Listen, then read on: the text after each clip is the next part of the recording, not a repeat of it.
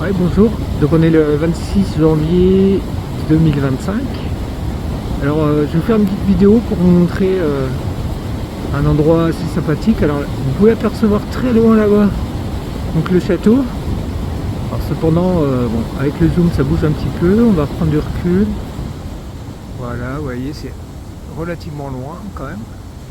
Et puis ici on est au passage de la rivière, donc de Loudon, qui passe au pied du... Enfin, au pied, vous voyez, qui passe en bas du château, et qui aujourd'hui particulièrement est chargé, compte tenu des grosses pluies qu'il y a eu.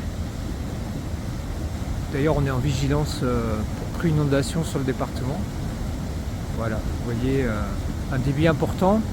Alors, la route sur laquelle je suis, en fait, passe sur un pont d'abord, et puis ensuite une digue, qui est un ancien qui est un barrage, qui permettait, voilà, vous voyez, de stocker l'eau d'un grand étang. Et cet étang permettait en fait le débit suffisant pour qu'à l'extrémité de la digue là-bas, un peu plus loin, on puisse avoir la force hydraulique pour faire tourner les meules du moulin. Donc en fait cette digue et ce moulin existent depuis au moins le XIIIe siècle, puisque les textes le citent au XIIIe siècle. Puis après l'étang, alors là on a un niveau bien haut, hein, on retrouve l'étang. Alors à l'époque il y avait des pêcheries, petites cabanes de pêche tout le long au fond là-bas, qui permettaient de pêcher dans le lit de la rivière. Et puis il y avait un grand étang.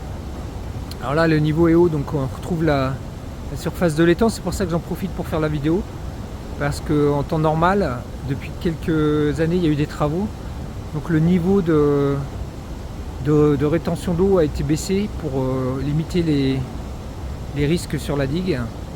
Et de fait on n'a plus l'étang présent toute l'année, et la rivière retrouve son lit et s'écoule paisiblement, voire très peu d'ailleurs l'été. Donc vous voyez ici sous le pont, il ressort de l'autre côté vers l'aval. Donc là on est avec un gros débit.